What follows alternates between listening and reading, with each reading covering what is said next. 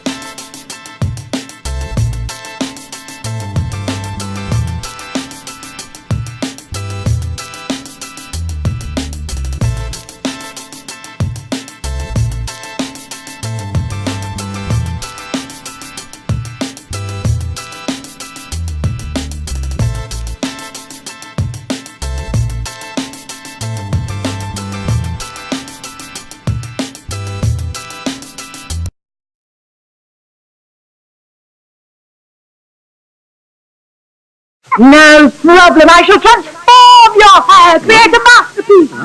I am an artiste with a pair of scissors. My new cuts got him talking at the barbershop. Fresh from the barbershop, fly from the beauty salon. My new cuts got him talking at the barbershop. I got a show where you can listen and view. My new cuts got him talking at the Bringing barbershop. barbers and stylists together with the ScissorSalute.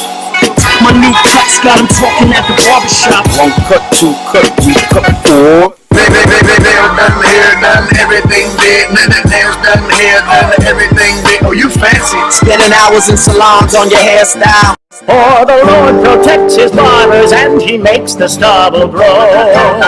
Scissor!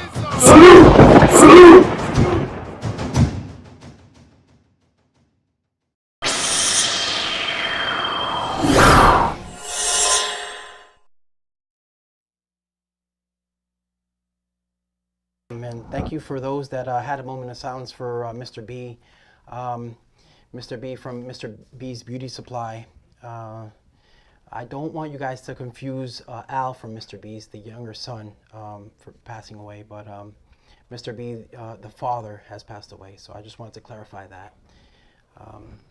And let's talk about, I guess, what went on last week. I wasn't here. So. No, I wasn't here either, actually. But thank you for joining us. I am your co-host, Blazing Blush. Eli isn't in today, so we're filling in for him. Yes, Eli, I'm filling in for you. I know you're in Pennsylvania somewhere. Eli's a busy man, so we Very have to nice. fill in. So we're going to fill in for him tonight. But I wasn't here last week either, so I missed the show. Okay. But it was a dope show as usual. And last week we had showcasing from Philadelphia, Pennsylvania, Paul Rambo. It's been like a couple of weeks in a row where we have Philly coming to the show. Because right before that, we had a whole group from Philly. Chink the Barber was here that time. So Paul Rambo from Philly was here showcasing. And then also in studio guests from Universal Barber Show, we had Rob. And he is at CEO Rob on Instagram. That's at CEO Rob. And calling in, we had the owner of the Lifestyle Hair Lounge located in Camden, New Jersey, and the co-owner of the Universal Barber Show, Rich Towsett. Is that how you say his last name? Tousse. Sorry. So, and he is at the number 2 Set Fades, and that's FADEZ on Instagram. And from the Brand Building Beauty Expo, we had Rashia Burrell, and she is at BBB Expo on Instagram. And this week we have... Well, this week, ladies and gentlemen, we have showcasing from Salon Project by Joelle Warren, located in Melville, New York. We have Samantha. That's right, it's Samantha Jean Stylist, and that's on her IG, that's her Instagram. From Fade Master Barbershop, located in Charlotte, North Carolina, we have Kel's Scissor Hands, and that's at Kel's Scissor Hands on Instagram as well. Calling in, we have Villains Barbershop, located in Los Angeles, California. We have Adi.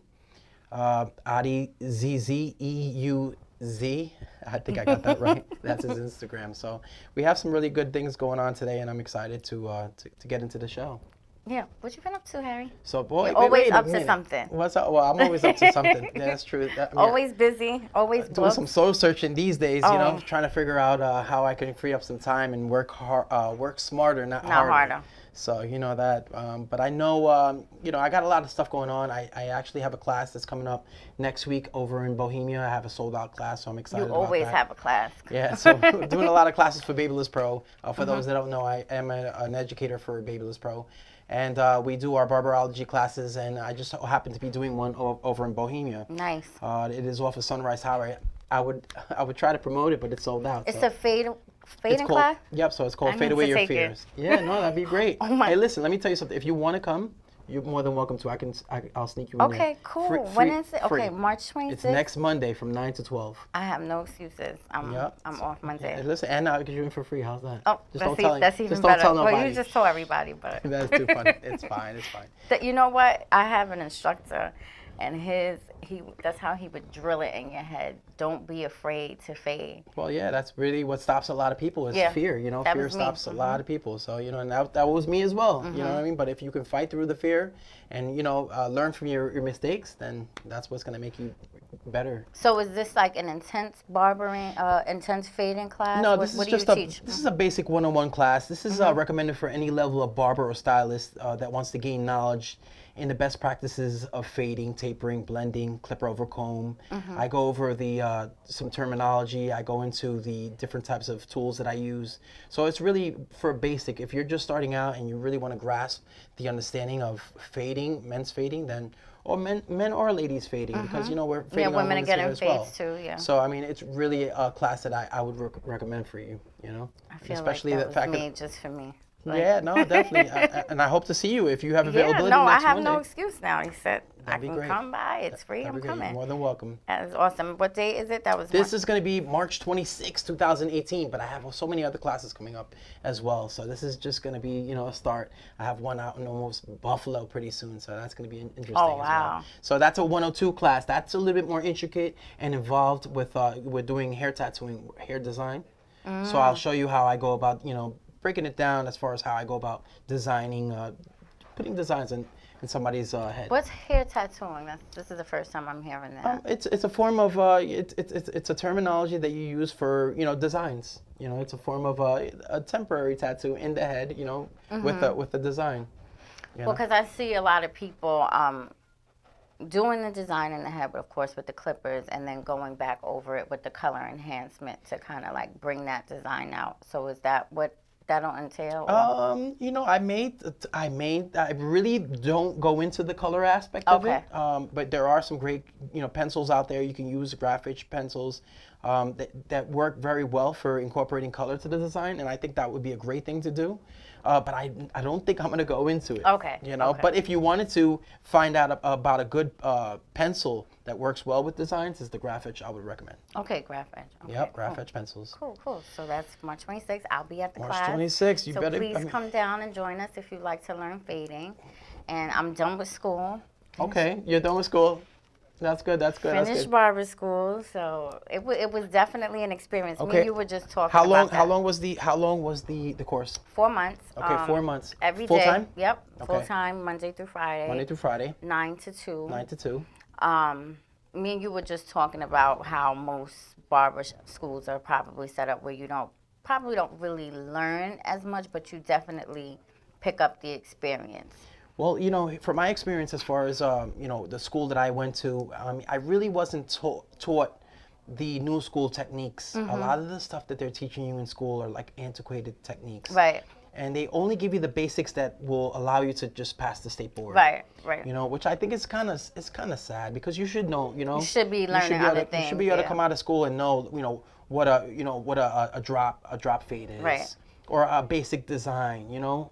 or maybe some enhancements. I think that's very important to really allow you to get better or produce better results than the average person. Right, right. I mean, what it did prepare me for was the heavy volume that we probably experience in most barbershops, because ABI, which is a school that I went to, is a very busy school. It's right in the middle. Oh, my girl Sam showcasing. It's right in the middle of Times Square, so it's busy. You get the traffic, so you're gonna get the experience, which I definitely got that. But I still feel like there's certain things that I want to just maybe take extra classes on my own to learn. But nonetheless, I'm finished. Put in my hours. I'm gonna go ahead and take my state board as soon as I can, and I am ready to take everybody's clients from them at my brother's barbershop. Oh, geez. Yeah, they're ready. They're ready too. They know what time it is. That's too funny. Well, here's the thing. Here's the thing with when you're coming out of school is that this is a craft, and it takes a long time to really get good at. And I think that with experience, you're gonna make mistakes, but with that experience, it's gonna make you better. So don't, there's gonna be some haircuts that you may take too long on. Yeah. There's gonna be some haircuts that there's gonna be some haircuts that you feel that you can do better on, but you just kind of take away from what you think that you could have done better, and use it for the next time. Yeah, absolutely. 'Cause like I feel like I'll never stop learning, but I'm still in the very beginning stages. So I'm always watching what the other barbers are doing, always picking up new techniques, because you really can learn from anybody, even a beginner. I can take something from everybody and make it my own. So that's what I've been doing. But I'm ready. It's been a journey. And that's what's great. You just finished barber school. Now you have a basic understanding. You have a good foundation. Now the best thing to do is learn from people that are better than you. Right. And then you can take little tips and tricks and make them your own. Or you can look at different types of styles and say, you know what, this one works best for me. I think that's a great thing. I think it's good to surround yourself around people who are very, they're on another level, because that's what's going to help you elevate yourself so much faster. Right. You can kind of figure out. My biggest problem was when I first got out from barber school, I was making mistakes, but I never knew what I was doing wrong. So it took me longer. And it's not until I got into a barbershop that was very, these guys were pumping out some good quality work, that I learned, okay, this is what I'm doing wrong, and this is what I should be doing. Right. If I would have stood at the old little man barbershop, I would have kept producing those bad results. Right. So the fact that I was around people that were very good and better than me made me better faster. And look at you now. And look at me now. That is too funny. So it's great, man. This industry is very rewarding. And I mean, I wish you the best of luck and success. You're going to do well, because you have a mentor that's just a great mentor. So. Yeah, thank you. Lou the I'm Fagician, excited. let's salute him. Salute to Lou the Fagician. Yeah, I'm excited. But you took a dual licenseship, right? You got your cosmetology license and you got your barber's license, right? Well, yeah, I graduated first from barber school, and then 3 years later, I went ahead and went on to cosmetology school.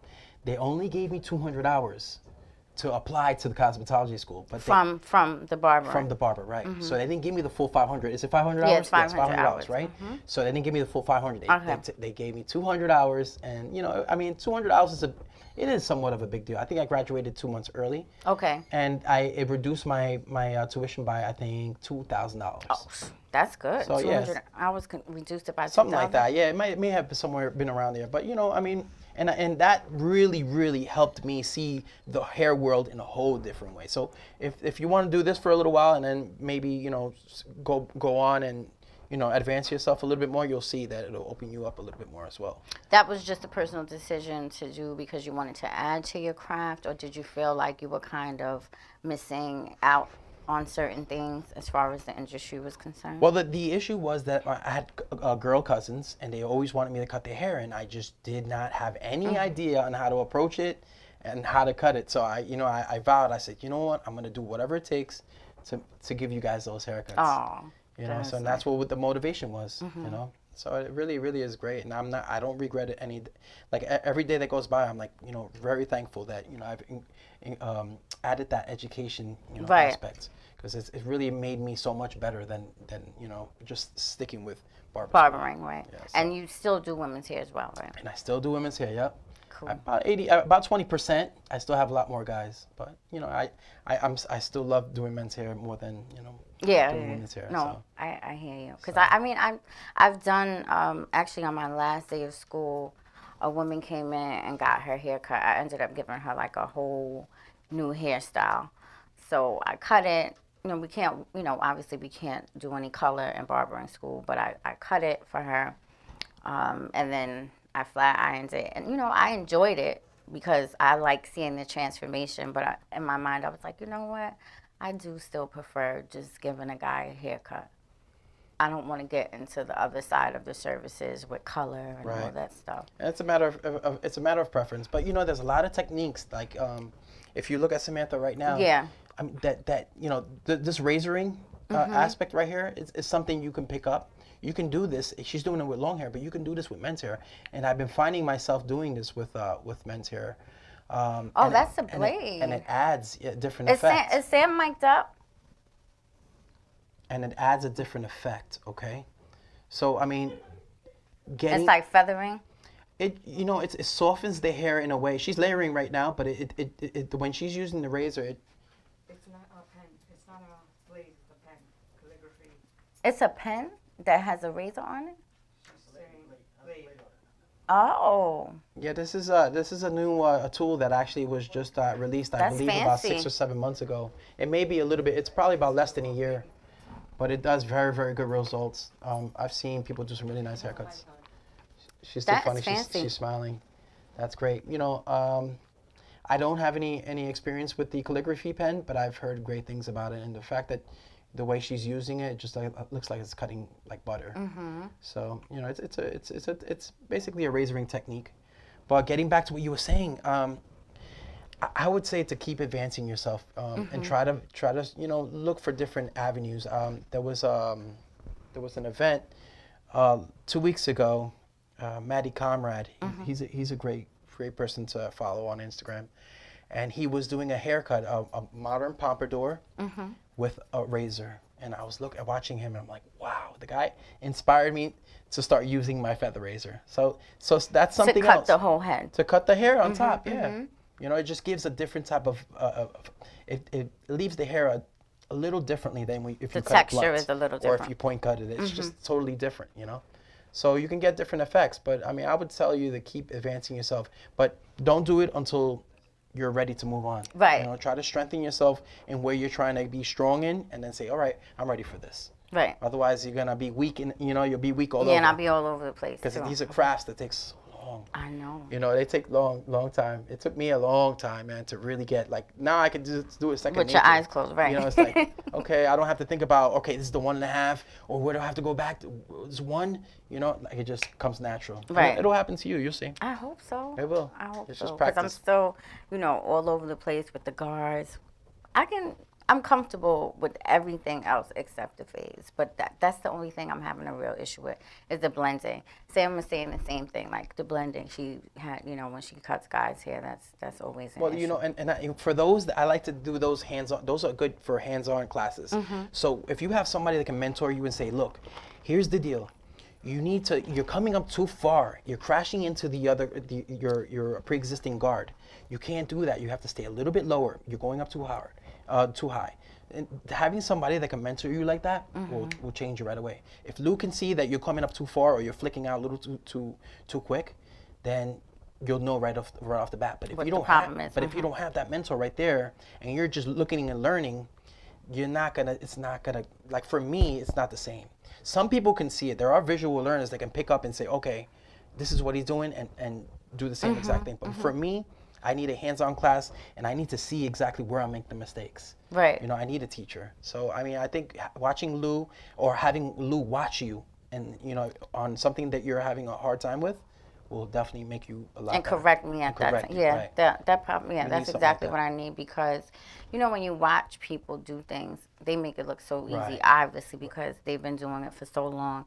They already have their own technique, and then you go to try it, and you know, you think you got it, and then you go and do it, and it comes out jacked. Totally different. Yeah, a lot of it. Well, a lot of it is body positioning. A lot of it is, you know, your hand positioning. You just have to. It's almost like a learning experience where you know you have to actually control how far you go up, because a lot of times when you're not used to holding a clipper or something's a little too heavy for you, you may, you know, come up too far, or you may Right. flick out a little too, you know, too early. It's just really it's tricky. It really is tricky. It really is tricky. But at one point, you just get it.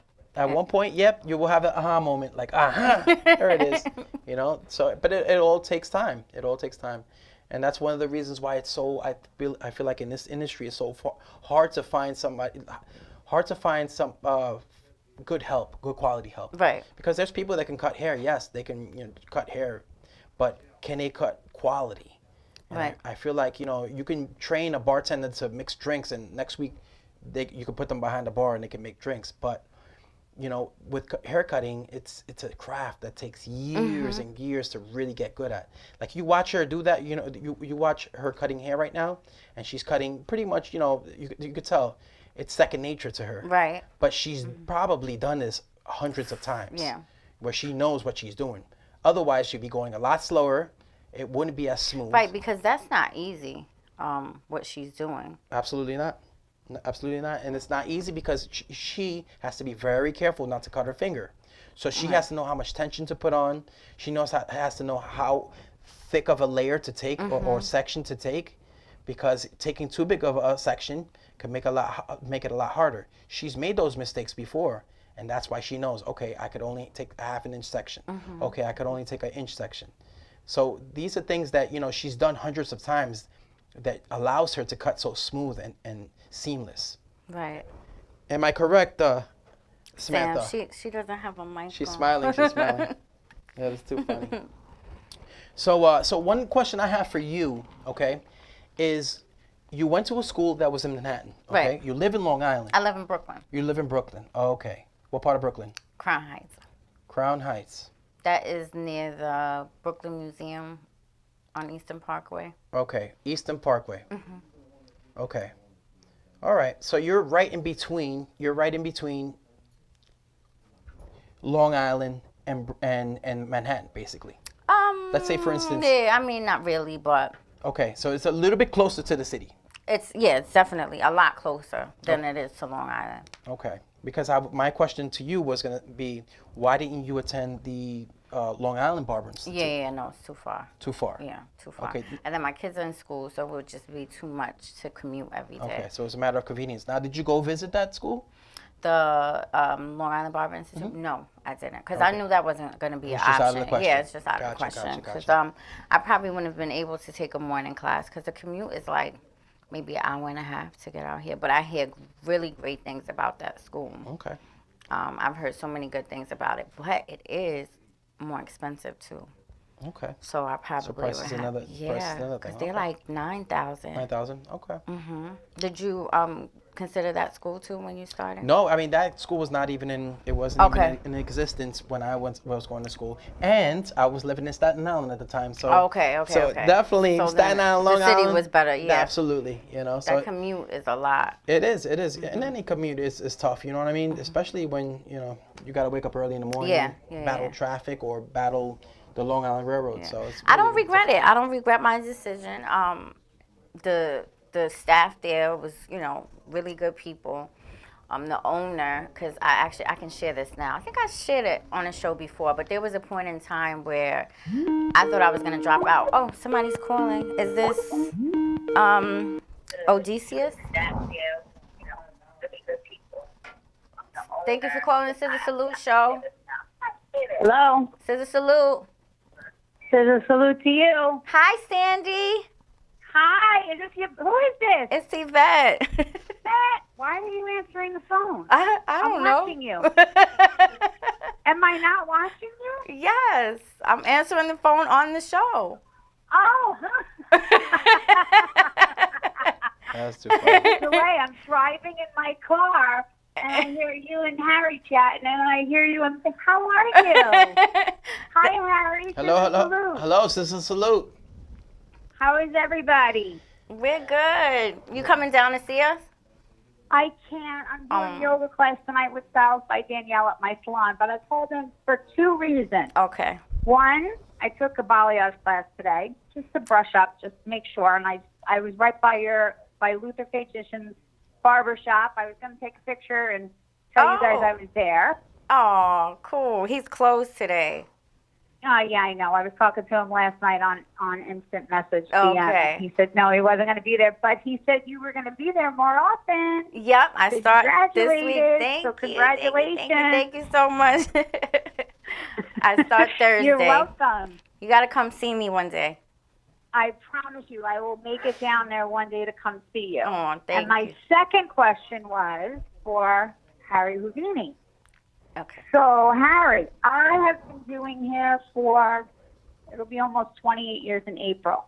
Congrats. So, That's I a am long ready, time. I think, at least I feel I am. I feel I'm ready to make the step from not just being behind the chair. I want to step into moving towards education. How would you suggest making that move? Okay. Well, how would you make that move? There's a couple different ways you can go about it. My strategy and my technique on how I go about trying to work my way in there, because it's really about who you know in the industry, is find a product line or a tool company that you really are passionate about. For example, if it's Redken hair color that you love, then start going to Redken education classes. If it's Babyliss Pro tools that you love, then start going to Babyliss Pro classes. And then what you'll start to do is you'll start to develop a friendship with the educators and find out where they're going to be for, during show events, and you can hang with them. So you got to kind of work your way in there as far as, become friendly with them, because they're not just going to hire anybody off. I mean, you have to have some type of, I guess I would say friendship with them in order for them to give you the good word and say, listen, hey, Yvette is great. I would recommend her to come in with Babyliss Pro and start educating. Do we have any availability? So I would say that would be the route that I like to go as far as, so I think that can work for you. I mean, there's also a way where you can just randomly send emails out, mass emails. Hey, listen, send one to Redken, send one to Babyliss Pro, send one to Aquage, Rusk, and say, listen, I want to be an educator. What steps do I have to take in order to be an educator? And just kind of send them out just that way. Look at my experience. I have over 20 years experience. Do you have availability for educators? Sandy. What'd you say, Yvette? I said you can do it. Yeah, I'm ready. That's valuable information. Thank you so much, Harry. Yep, and one more I'm going to share with you also is another great place to go to is the big hair shows, okay? Because that's where everybody is there. The managers are there. The artistic directors are there, and that's a great way to up front. Hey, this is who I am. How you guys doing? I love your product line. What can I do to help you educate for you guys? All right, good to know. Okay, so I was at IBS in New York, and I want to say this is the first show that I've been to in all my years in this business. And I specifically did that to go there to network. So I'm glad at least I know I did one thing right.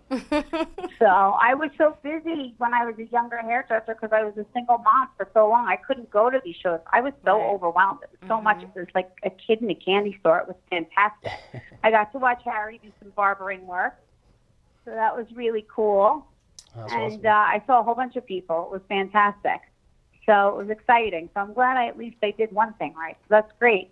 Well, thanks for the info, guys.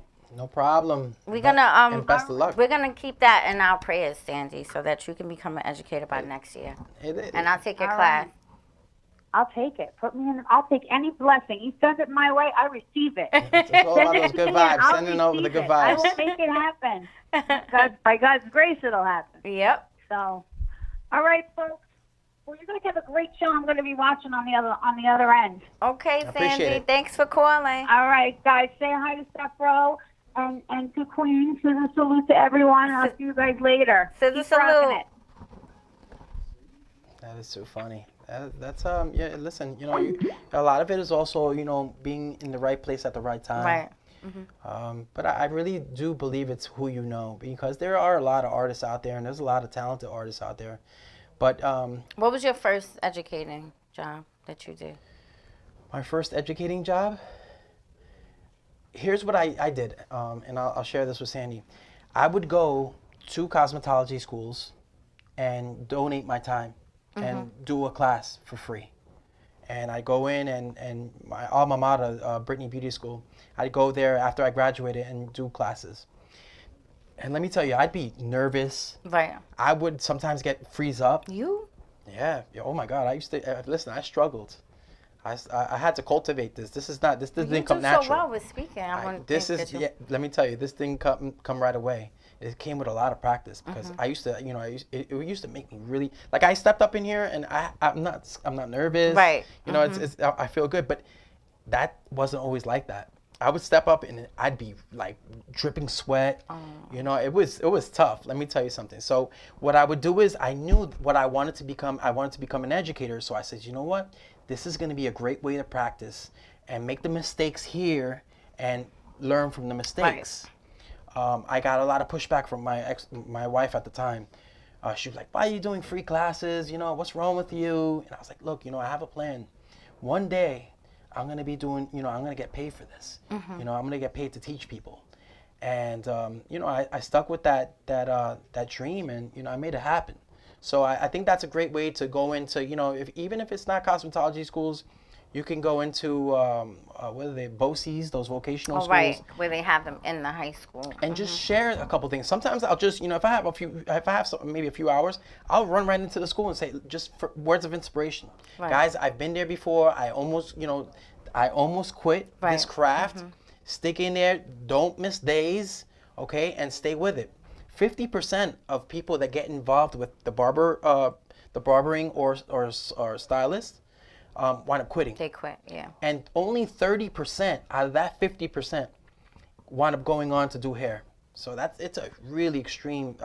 The percentage of people that quit is incredible. So some people do get their licenses, but they don't do anything with them. Right. So at this time right now, you were telling me that you had almost a similar time that you almost quit. Yeah, I almost quit, and it wasn't because I didn't love it, because I did. But I was paying out of my pocket. A lot of people that went to school, like they may have been in a program, or they may have been in the military, and the military paid for their tuition, but there were a lot of us that were paying out of our pockets, and it's hard. And I was thinking about quitting, because I'm like, I can't afford this anymore. But everything else I had to do, I just couldn't afford it. But my family, there's a very special person in my life that was like, listen, you can't quit. My family wouldn't let me quit. My brother was like, you're not quitting. After all this time, you just can't quit. You have a goal. You have to figure it out. And then when I was like pretty sure that I was just going to give it up and just come back to it later, but I was like, I can't do this right now. I just can't figure it out. So I went and spoke to the owner of ABI and told him that I was going to quit. And he's like, listen, I don't want you to quit. I enjoy you. I think you're going to be great at this job. You have a great personality. Let's talk about it. We'll figure something out. And we did, and I was able to finish. So I'm thankful for ABI for that, because, they really looked out for me. So here I am, finished, getting ready to work. Listen, well, there's a will, there's a way. There's a will, there's a way. And the key for you is that you had the support. Right. So and I remember when Chef was here. Do you remember when Chef was here? Chef the barber was here, and he had a similar story where he was like, going back and forth with his career, and he was going to quit too. And the director of his school was like the same way. He didn't let him quit. He let him take some time off, and he's like, listen, I want you to finish. And he looked out for him too. So he was really inspirational too, and that's the same thing that happened in my situation. Is I was able to finish, thank God. And here we are. Now I'm ready for the next step. Very, very nice. Congratulations, and I'm Thank glad you made it you. onto the made it Thank you, because thank there's you, a lot thank of you. casualties, you know. Yeah, no, I know. I know. I know. There's I a lot know. of them, you know. So you made it. You definitely made it. Thank you so much. Oh, we're gonna You want to bring have over a Kel guest? Scissorhands join us. You want to sit in the middle? Excuse me. And Sam, Sam is not playing. She got the blow dryer out. I believe that's a Babyless Pro blow dryer. Is I like it? that. Are you gonna do curls in it, Sam? Cause she here. She can't hear.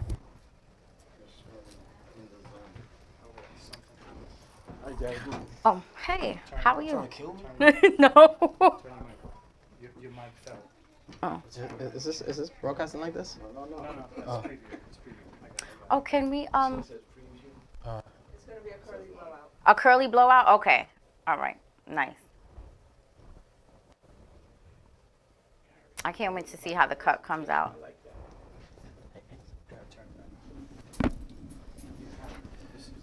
Now Sam is using her hands to blow dry the hair instead of using a comb, probably because she wants more volume and doesn't want it to be flat.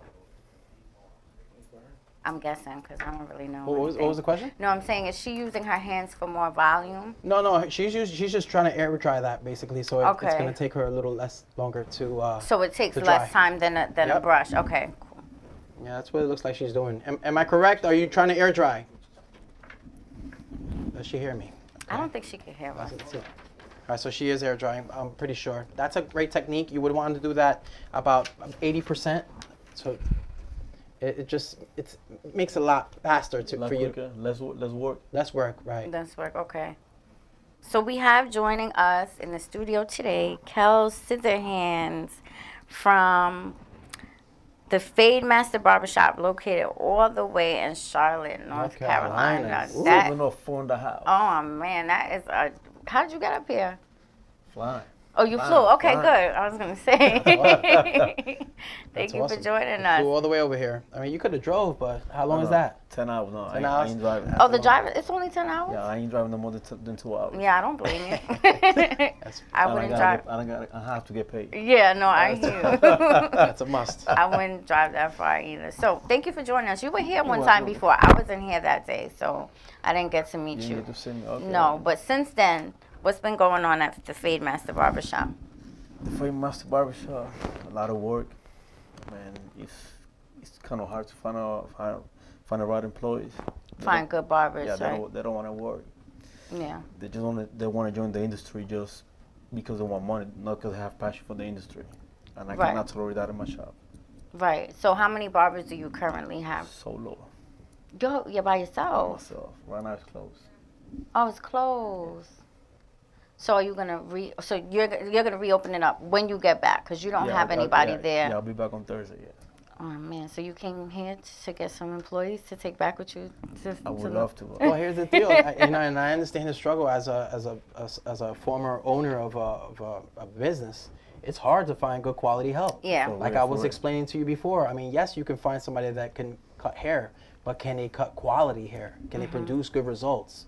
That takes years, you know, and it takes a special Right. person that's going to be, you know, disciplined to coming in to work on time, that wants to leave late. You know what I mean? It's really, really tough. And especially where he's from, I think people are a little more lax and they're Yeah. not really, you know, Yeah. they're a little more laid back there. They want to be drinking, smoking. Right, or you have know, somebody while- you can while trust. working. Yeah. Yes. So it's difficult, but you know Yeah, what? it's hard. Don't, you know, what the advice I would give you is don't stop looking, don't stop trying. There are people out there that are willing to work hard, you know, you just got to keep looking for them. I'm trying to bring it from Puerto Rico though. Oh, you're from I'm Puerto trying to Rico. bring from over there. Okay, okay. But they don't want to come to the States. I don't know what's going on. They don't want to. I don't know what's going on. Are you Puerto Rican? No, my family's from Santo Domingo. What No. about- I am Puerto Rican, yep, as well. They don't want to come over here, right? Well, I mean, there are, I mean, I know there's a lot of them that are coming over now since the storm. The storm, right? But I try to use that in my advantage. You They didn't want to come. But here's the problem with Puerto Rico. Puerto Rico has become very lax also with Yes. their. But Yeah, no, with their there's work. some good barbers coming out of There Puerto are. Rico, though. Best. There are. The best. Because I follow a lot of them on Instagram. A-Rod is one of them. He's a good barber. Oh, that's my boy. There's a few of them that are really good barbers coming out of Puerto Rico, but I guess they don't want to leave. They don't want to leave. They don't want to leave Puerto Rico. They don't want to. Well, go to the Bronx. I've been There's I've mad Puerto done it. Ricans in the Bronx. They don't have license over here. They don't. Oh, that's true. That's true. She makes it seem so easy, but it really it's so hard that it's almost like it hurts inside, and I feel his pain. Oh. Over here in New York, if he has a barber license, he could have 10 barbers under his license working in the shop with me, even they don't need license. But in the state of North Carolina, every single person in the shop Needs a license. Okay. That would make it even worse. How many hours do you have to do in North Carolina? 1,528 hours. 15, 20. Oh, that's a lot. That's even more than New Yeah. York. So, Yes. wow. That's a lot. Because here we only have 500. Yes. So, I mean, I took my school in Puerto Rico. I did 1,000 hours. okay. But it's hard over there in North Carolina. It's hard. So what if you went to a barber school? Done that. I mean, Really? they just out there. I mean, in barber school over there, they give a word to the students when they got some trouble. So they go to school because they're in trouble. But they don't, Oh, okay. Like if they get in trouble and then Yeah. the state pays for them to go to school. That's what they're doing in barber school out there. How about this one? What if you tried to convert a cosmetologist to do barbering? They could do that, yes. I think that might be a different avenue you can look at. Yes. And go to a cosmetology school and say, listen, I'm a barber, and I love cutting. I love this craft. If there's anybody who's interested in apprenticing with, under me, I have no problem. And right now, there are a lot of women that want to learn how to cut men's hair. I haven't done that yet, but I will. Yeah, you I would do have that. to get a female barber. I will So do that. it's You a great, have it's, to. and it's a trend that's changing. I think that's a great thing to do, and I think you'll do well with it. Appreciate for the So, hit. yeah, no I problem. will look into it. Yeah, you know what I find now that I'm starting to be in this industry and just seeing people's work ethics is that they probably want the money, but they don't want to put in the work. And Yes, you have yes. to put in that work before you start making any money. For real. So then they see you coming in on fly, and they think, it's going to be easy Yes. to get there, but you went through a lot to get to For- where you are, for right? real. So you were born in Puerto Rico. I was born in Puerto Rico. I moved here to New York. Hmm. When I was a teenager when I came over here. Then I moved to Florida. Then I moved back to Puerto Rico. I got my barber license in Puerto Rico. Okay. Came And back to Puerto New Rico is what, 1,000 hours? Yeah, it was 1,000 hours. Okay. Yes. Came back to New York. And then I joined the Marines. I did 5 years on it. And I was stationed actually in North Carolina. And Okay. what I stayed That's in how you Charlotte. ended Yeah, up I ended there. up in Charlotte out there. Okay. And I wish I would have went to Charlotte like before I joined the Marines. Oh, Yes, a lot of money out there. yeah. So then you still had to do extra hours once you got to Charlotte, right? Oh, no, I didn't do it. Oh. I mean, I guess to validate my hours, because I've been cutting for a minute. Okay. But I didn't have to. So you just applied for your license. You Yes. were able to get it right away. Yes. Okay. Okay. I had to retake the test. Okay, Well, but that it was was- just a verbal test. I mean, It was a written test, written and, test, and a practical test. I had to take both. Oh, you did have to take the practical. Yes. Is it harder down there than it is? Nah, it's the The same. same. Okay. It's the same thing. Okay. It made no difference. And then you opened up your shop. You had your barbers, and then you started realizing that it just wasn't working out. Yes. So I'd rather be with myself. Yeah. And then since last year, I traveled like 27 times. I went to Colombia, Puerto Rico, Connecticut. I came over here twice. Florida, Alabama, Virginia, Georgia, everywhere. And you're cutting hair in the states where you travel to? Yeah, I was cutting hair. I was judging a competition. Then in summertime, I went to Puerto Rico. I launched my own line. Mm-hmm. So I went out there. I was judging. I got a booth selling my stuff out there as well. Mm-hmm. Got hat, shirts. Go ahead. What's up? No, You got something to say? no, I didn't have anything to say. I'm listening. I'm taking everything in. I got shirt, hats, necklace, bracelets, keychain. You name it, I got You it. got it. Okay, so you do Razors. everything. No, it's good. That's good. Yeah. So where could, if somebody has any if they want to pick that up, do you still have somewhere they can get that? As right now, I'm selling it. I'm working on my website, so I'm selling it on my Instagram and Facebook. Okay. They hit me up, I hit them up with the merchandise myself. Nice. All right. So your Instagram is where you're selling your stuff. Yes, at? yes. Very nice. Oh, that's good. That's good. Now the traveling.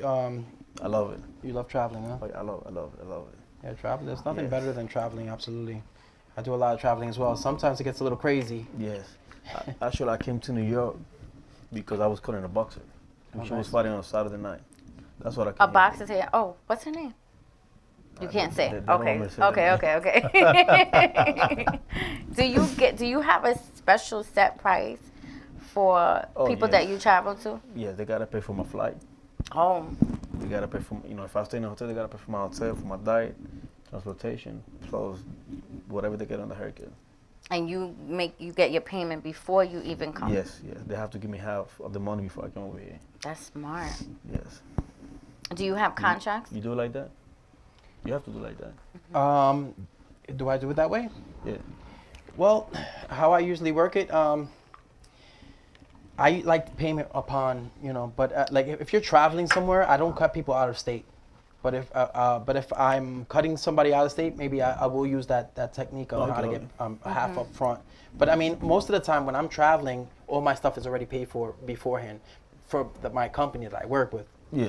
But for cutting somebody's hair, I want payment like as soon as I'm done Upfront. with your, Okay. as soon as I'm done with your service, I want to be paid. And usually whether it's cash or Chase Quick Pay, whatever it is, but it has to be done right there and then. Yes, yes. you know. Yeah. But Most but definitely. but if you're going to be traveling and it's a person, an Then you individual, have to get paid. I think ahead of time. I think taking half payment is very very good. Yes, yes. I mean, So- you also have to travel with a company, and they pay me half the money first. Really? Before I get to the Oh, you program. travel with a company? Yes. Okay. Yeah, I go to Colombia, to do seminars and stuff like that. And they pay for half of my stuff before I get the show, before I get there. Interesting. Yeah, they usually. I mean, how we usually do is we expense everything at the end.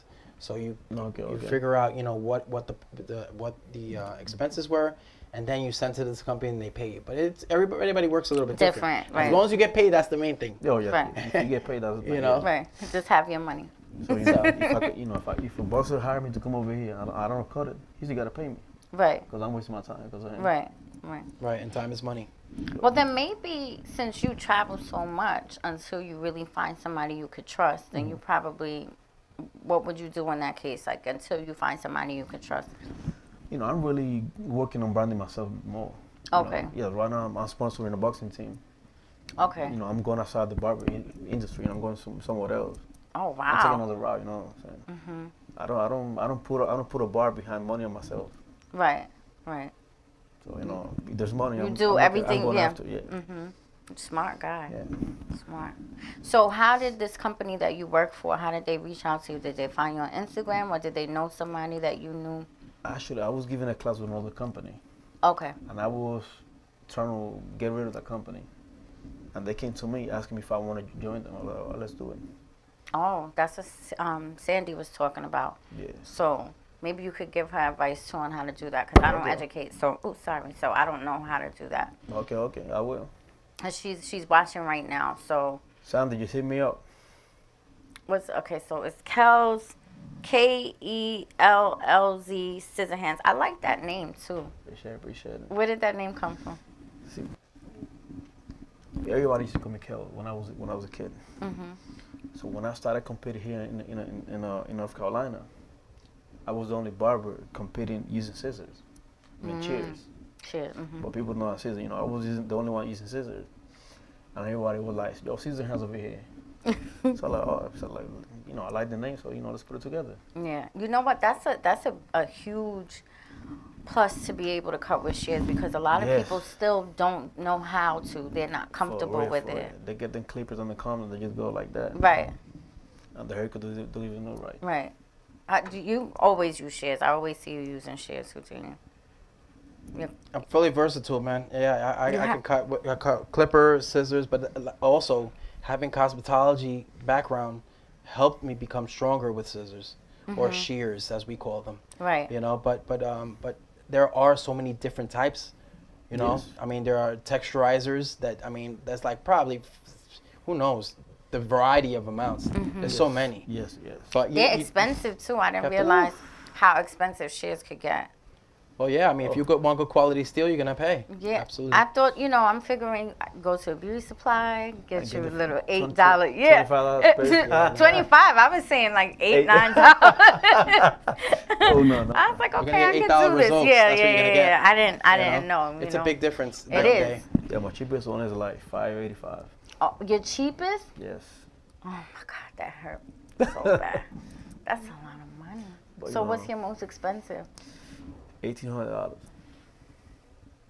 Yeah, that's a lot of money. Yeah, listen, Wow. it's a price that you put on your craft. You know what I mean? I think that, people look at it as like, wow, you're crazy. Yes, that's But what I'm looking that at. $1,800 has made him probably $18,000. Well, I know. I mean, see, the thing is, I realize what the difference is between that $8 share Yeah, and, like a Hanzo. Because I actually was in school with the Hanzo rep in New York. So he bought some scissors, and I was able to try one. And it's, the difference, it just glides through the hair. That's what I have. Yeah.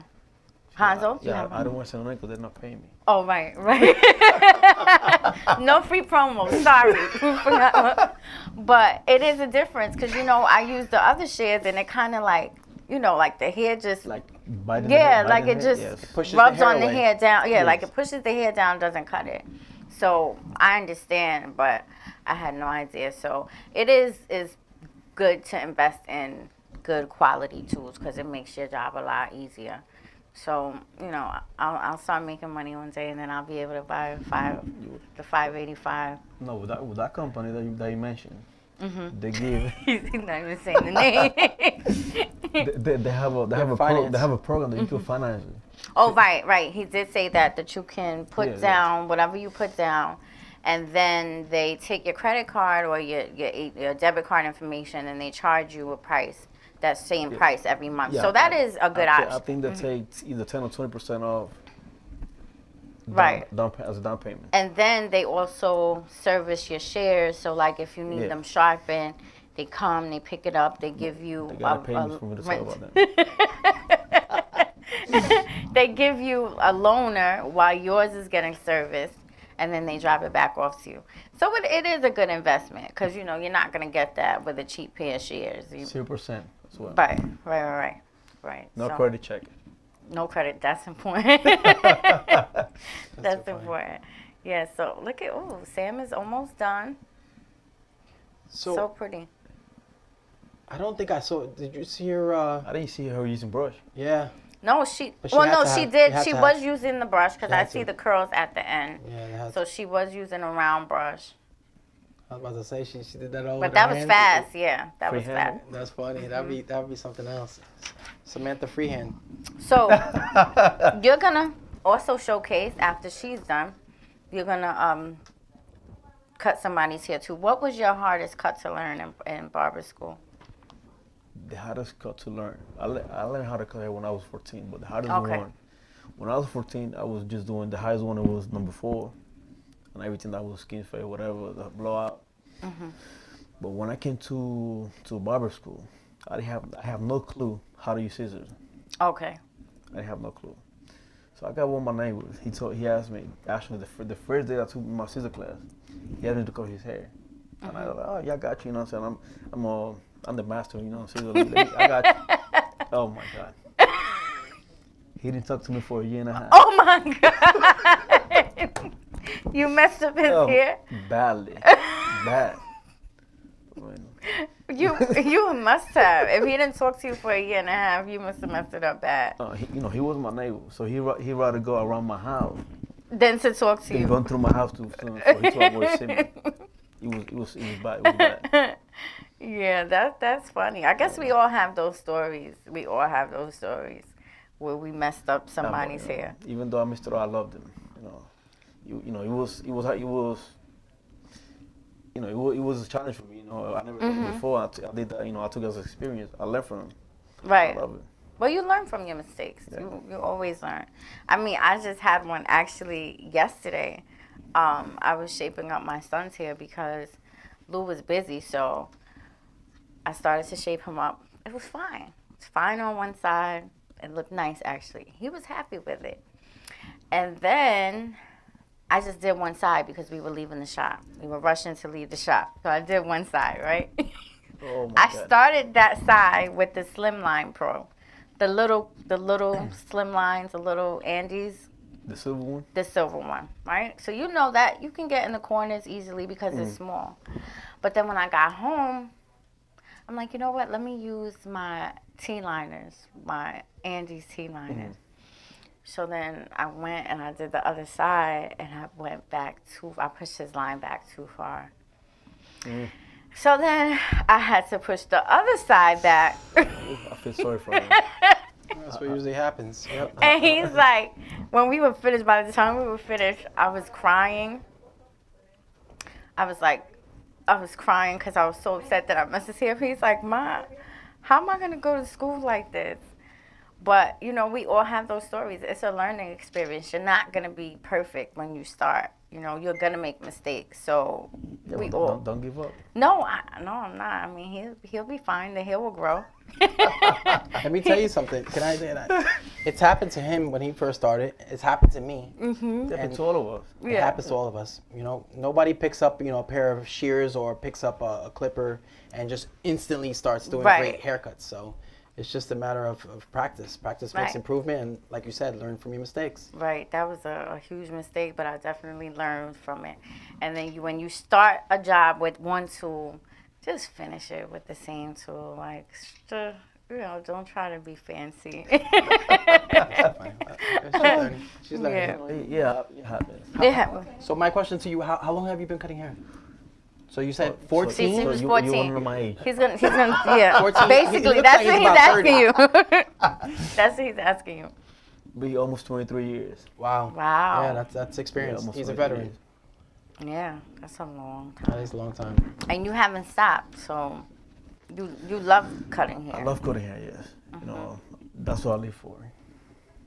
But I'm tired. I'm burned out. Yeah. How is the barber industry in North Carolina? What are they charging for a haircut? For haircuts? Yeah, like what do they start off at for men's haircut? I think the cheapest one is like $12. So okay, so it's Yeah, it's cheap, similar about it's similar about over in New York. okay. Yeah, well I know in New York some barbershops. My price is like 25 and up. Right. Oh, in North Carolina. Yeah, my price. Oh, my that's price. good. That's good because that's like here. The prices are, and people pay it no problem. Yeah, if they don't have $25 or more, They don't get a haircut. They just might as well do about face and just keep going. If you can't afford it, then don't come. come. Yes. Right. Right. Yeah, I don't share for what I do. I share for what I know. Right. So Well, here's the difference. The difference is that he has the experience. Okay, so you have to put value on the experience. $12 haircuts most likely are going to be for students. for people that are just starting out. So Right. you kind of get what you pay for. You know what I mean? I always look at it as you get what you pay for. So if you're gonna look for a $8.99 haircut, $10 haircut, you're gonna get $10 results. Right. You go for something that's $25, $30, you're gonna get higher quality results, and that's what you're getting when you go to see him. Right. And Right. that's the difference. And I'm sorry, but me personally, I don't feel that a haircut should be any less than $20 For real. because it takes more than if let's say a haircut takes at least a half hour, right? So why should it be less than $1 a minute? Well, here's the thing. I mean, there have been a lot of immigrants that have come from other countries, and they've watered down haircutting, especially here in New York. A lot of, I would say, a lot of Russians in particular, where they're advertising $5.99 haircuts. But you get you go for a $5.99 haircut, and literally they cannot spend more than 10 minutes on you because they have to get you in and out. Right. So you're gonna get a quick buzz cut, and Right, and that's That's it. it. They don't use no razor. They don't do no products. Just a haircut. So it's a factory, you know what I mean? You got to get them in and out if you want to make some money. So, you know what I mean? A lot of times you're left with hair that's, little long stubbles, pieces of hair. Hanging on the ear. You're hanging on their ears, So, like, you pay for what you get. Yeah, no, I definitely don't think that a haircut should be $5.99. There's no reason for that. But And I guess when it comes to prices, like I've speak to a lot of barbers here on the show, and they basically say your price is your price. Is what you feel that you're worth. Yes. Yeah, I mean, but I think there's a delicate balance between the price and what you feel like you're worth. Also, it's the demographic of where you're located. Because I mean, if you're in a rich area, of course, maybe you can charge $50 Yeah, for a little haircut. bit more, yes. So you got to know where you kind of see fit and not overprice yourself as well. Right. So it's an interesting, delicate balance there. Now, a question that I have for you is the shirt that you have on here, an amazing looking shirt. I mean, it looks like it has all the countries from South America. I see Japan there. What's going on with this? Actually, this is a shirt from the Boxing Tina sponsoring, Okay. which has my logo on the back. I don't know if you can see over there. Oh yeah. That very is nice.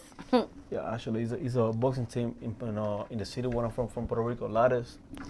My boys, he's doing an amazing work with the guys over there. He's keeping out of trouble. He's coaching it for free, so I'm putting money on it. Very With nice. him.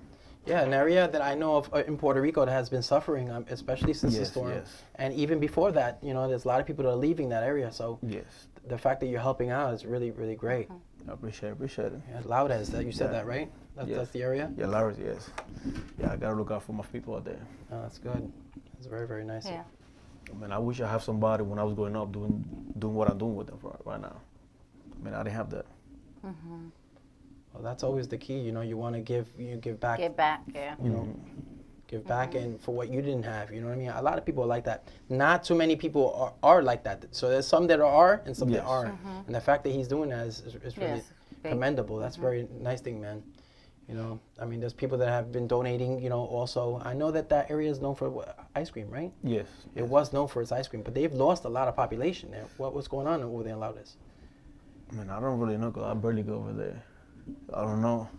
But I think on the ice cream, like you said, they sold the franchise to somebody else, and they changed the recipe. That's why it kind of collapsed. Interesting. Yeah, that's too bad. And then you get the hurricane that came through just to make everything Yeah, that worse. was Two of them. terrible. Two of them Mhm. back to back. Yeah. Yeah, Yes. so that's very, really sad. I mean, salute to the people out in Puerto Rico. Que viva Puerto Rico, right? Que viva Puerto Rico, República Dominicana, Cuba, el Caribe completo. That is true. So, it's See, we can worry about Spanglish, you know what I'm saying? listen, I know, that's true. No, I'm sure there are a lot of people that watch us from all over. So, have you been able to maybe like sponsor somebody in Puerto Rico so that they can pick up barbering? I'm trying to, but the guys over there, they want to be sponsored by somebody which already has a name on it, somebody bigger than like a big company. They don't want to start from scratch. Okay. They want somebody like Paul Mitchell or something like big. that. Yes. Yeah, so it's tricky there. They want to live the movie. They want to. Yeah, Basically, but they want you to can't go. start off living a movie. That's what they want. They want to go with the big one, right now, Elegant. Okay. Just because they got the. The name right now, yeah. That's what they want to go with. Okay. But they don't see that the elegance, barbers are, they're in a class of their own also, you know what I mean? Yeah. Well, they had to work there because A-Rod is originally he came from Puerto Rico, then he was it Texas? Right? And then now he's in LA. So it was a process to get to where he is too. So, we have to work so that people can notice you. And then that's when you get the big companies to look at you. You can't just start out that way. I mean, you start on the ScissorSalute show, then as a guest, then you start hosting. That's awesome. Yeah, no, that's great. Another question that I have for you. All right, so you lived in Puerto Rico. Okay, you started in Puerto Rico. You moved to North Carolina, right? Or no? To New York. To New York first, and then North Carolina. And the reason why you've stayed in North Carolina so you're having a little bit difficulty in North Carolina finding good quality help, Yes. right? Yes. Would you be opposed to possibly moving somewhere else in the future? I mean, I don't close. Maybe Florida, Texas. I live in Florida before. It's too hot over there for me. Florida's A nice happy hotter medium. than Puerto Rico? Well, It's two different type of hot. Florida's like dry and hot, right? Dry, yeah. Yeah, it's too hot out there. I like the cold weather. Because I'm a true believer that, you know, if things aren't working out in a certain demographic or a different area, maybe you can look somewhere else. No, I'm gonna give 2 more years on the shop because I'm focused on the brand that I have right now. If I don't make it, if I don't build a team, what I want in my barbershop, I just sell the shop or close it. Because you know, there's more ways to make money than me cutting behind the chair. And that's what I'm going for. I'm doing, you know, product. Like, actually, I got a product dropping on, in my shop today. I'm not even there. Some merchandise, and I got another one tomorrow. Interesting. What product is that? I got some necklaces with the old school clippers. Got barber poles, keychain barber pole like these. Oh, nice. I got necklaces with these as well. I got for the cosmetology, blow dryers, combs. I got a lot of stuff. Diversity is the key. Yeah. You keep your hands in everything. Yeah. I mean, I ain't afraid to make that jump, to take that step forward. I'd rather be a fail than say, what about if? I don't want to be the person saying, what about if? That's the way to be. Good advice, yep. No, that's the key to life. I mean, if you want to move forward, you got to make the move. Because if you don't, then you'll always live in regret, and you'll say, damn, if I would have done this, maybe I could have done this. You know, so just, you know, give it a shot. If it doesn't kill you, it's worth taking the shot. You know, I mean, obviously you have to do it in a way that's not going to bankrupt you. Yeah. You know what I'm saying? But why not? You know, you want to come out with a shirt, you want to come out with something, give it a shot, see how it goes. You got nothing to lose except for some money, maybe. But, you know, I truly believe that if you have the will to succeed, you will succeed. Yes, you know, definitely. it's a matter of attitude. You know, and you get what you put in. So if you come out with a product and you don't give it, you know, the worth, and you don't push it, or you don't give it like the value that it should, you know, he has a good Instagram following. I'm sure he's putting his stuff on Instagram, right? Am I correct? Yes. And, you know, you just come out with a product and you just leave, you know, you expect something to happen, nothing's going to happen. Yeah, you have to promote it, you know, you have to promote it yourself. Like myself. There you go. If I don't promote it, nobody can do it for me. Right. Nobody's going to promote you like you. That's the case. Yeah. Very, very nicely said. So now, do you want to take the time out to, you know, talk to people, Spanish-speaking people at this time? Yeah, why not? Say a few words to the people that speak Spanish? Yes, seguro, claro que sí. Yo que hablo medio inglés, español, tú Yo sabes. medio machucado. ¿Tú también? Yeah, that's No, so yo funny. no, yo lo hablo. Pero puede coger un momento y hablar a la gente que hablan español. ¿Qué le decimos? ¿A los barberos? ¿A la gente de Puerto Rico? Pues todo el mundo, I mean, los que están... pues, Los seguidores que no hablan inglés. Sí. Bueno, para los que no hablan inglés, aquí les voy a hablar un mensaje en español. Si son barberos, cosmetología, lo que sea, cosmetóloga, ¿cómo le llamas? Hairdresser, cosmetóloga. Yeah. Cosmetóloga, barberos, y que Estilista.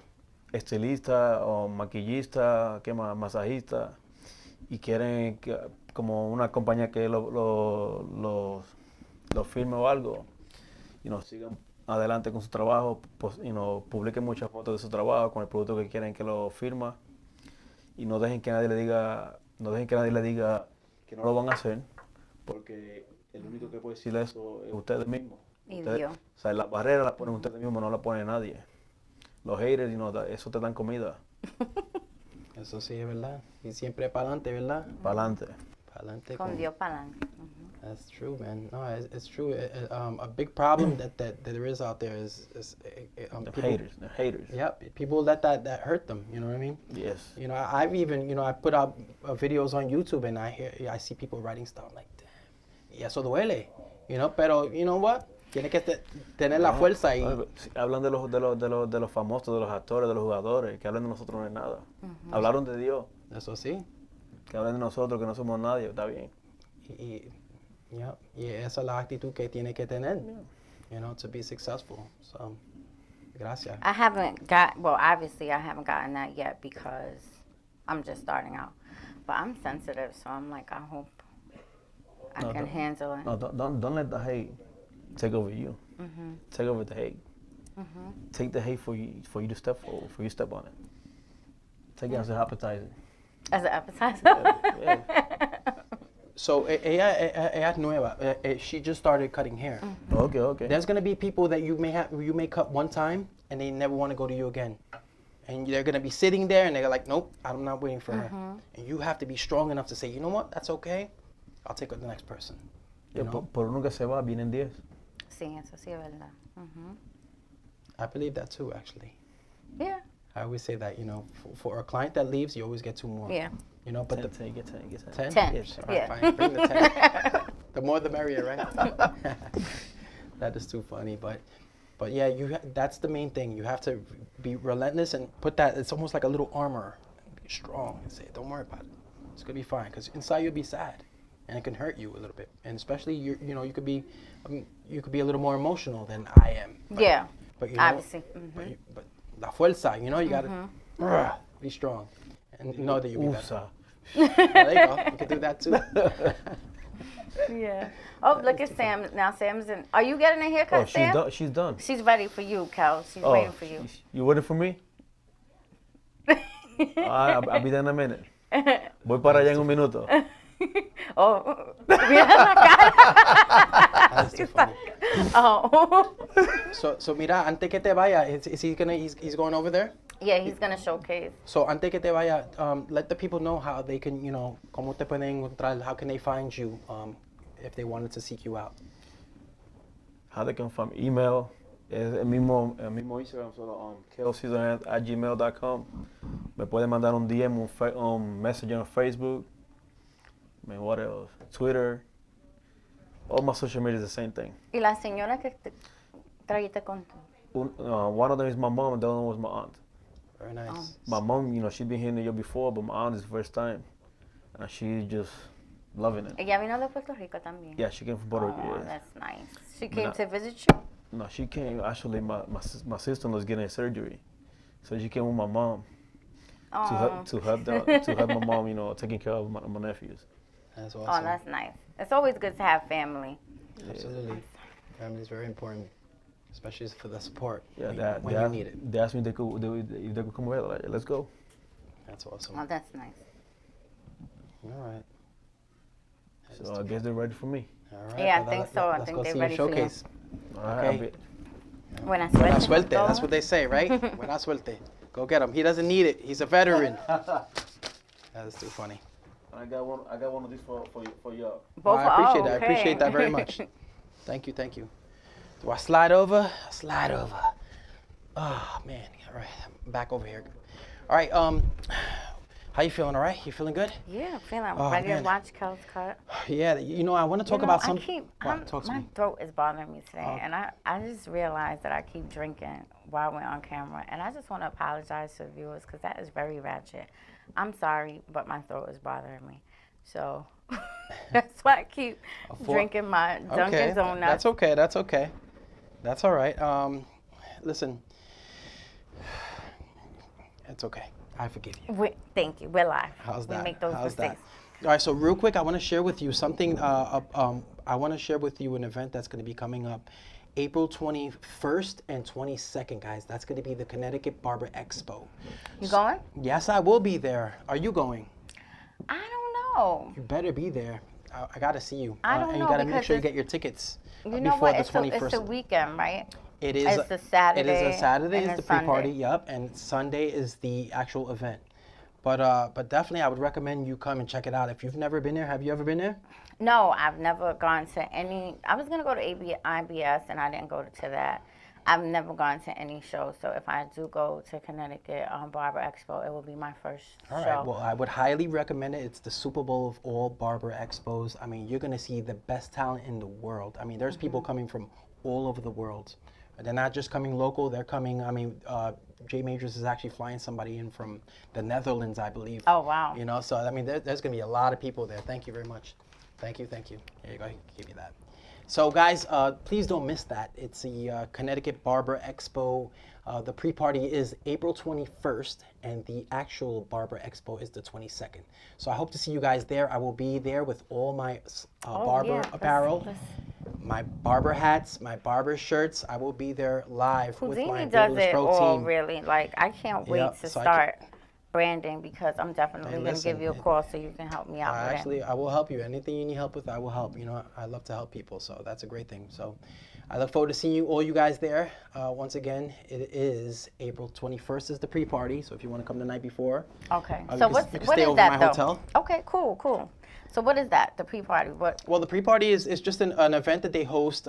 It's pretty much a collaboration where everybody, you know, barbers and stylists, it's like an event for basically for people to party, you know, and just kind of socialize and interact and just have a great time, you know.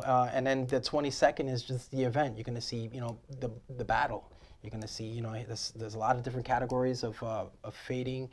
They're going to be there, designs. You're going to see all kinds of categories. And there's going to be all kinds of vendors, and I'll be one of the vendors that's going to be there. Yeah. Along with my Babyless Pro crew. Okay, so that you'll will be there with Yep. Babyless, Sophie okay. will be there. Los Cut will be there. Vandigo, I know, will be there.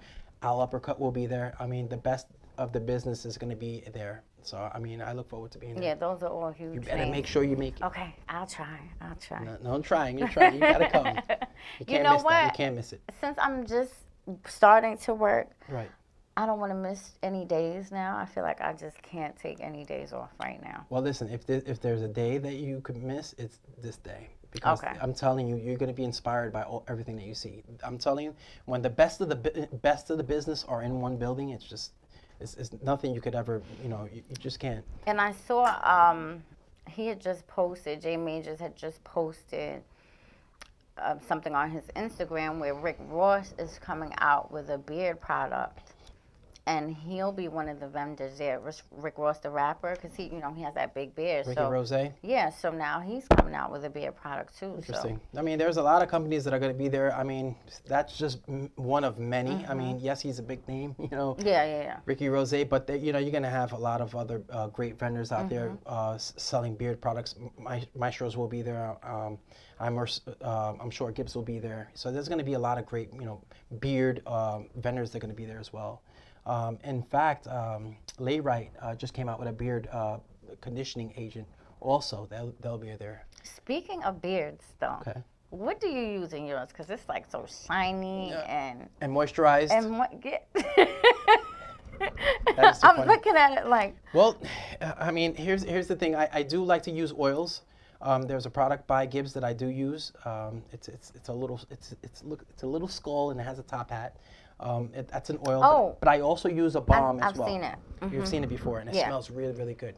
And then there's also a balm. But you have to have a boar head bristle brush in order to lay this down nicely as well. So. But it looks so shiny, like you do something Well, that's else. the shine. You know, That's a just that conditioning agent. natural glow. Well, you have to use. I mean, I specifically use a beard shampoo and a beard conditioner.